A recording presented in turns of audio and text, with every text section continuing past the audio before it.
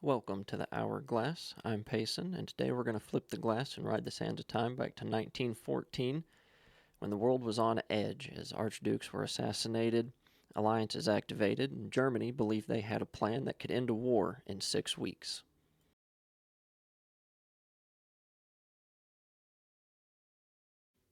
Germany knew it was sandwiched between two powerful foes, with France to the west and Russia to the east, and fighting a two-front war is a nightmare scenario, so they thought, what if we strike first and fast?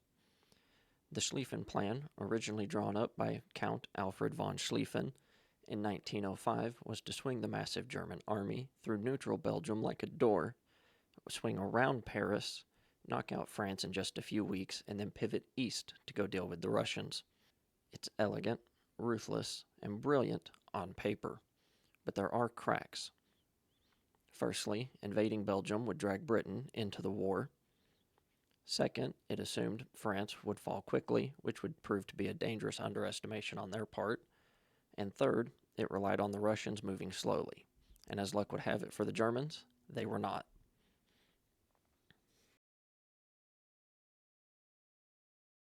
August of 1914, Germany rolled the dice, marching millions of troops through Belgium, and within days the British had declared war. The resistance in Belgium was fiercer than Germany had expected, as cities like Liège didn't just delay their timeline, they completely shattered it. Meanwhile, France and Britain had regrouped faster than Germany had accounted for, as the French rail system was much faster than they anticipated. And the British Expeditionary Force, although a smaller unit, was highly trained and had dug in hard. The real blow came in September of 1914 at the Battle of the Marne.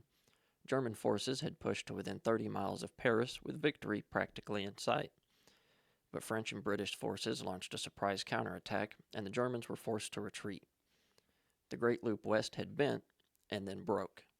German command knew it then that their quick war had just turned into trenches.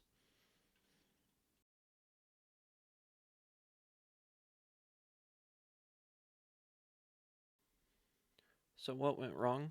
Some blame Helmuth von Moltke the Younger, the general who altered Schlieffen's original plan, weakening the critical right flank to reinforce other areas.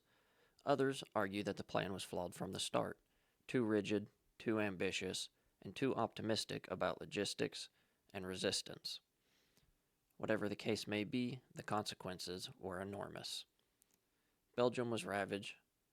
France was not defeated, but absolutely devastated. Britain was all in at this point, and Russia mobilized faster than anyone thought possible, forcing Germany to split their army early.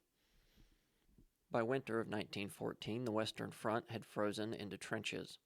The war of movement had become a war of attrition. Millions would die in a conflict that might have ended before Christmas if the plan had worked.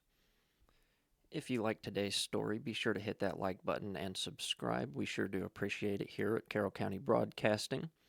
Thank you for joining me here in the Hourglass, and I hope to see you in the next episode.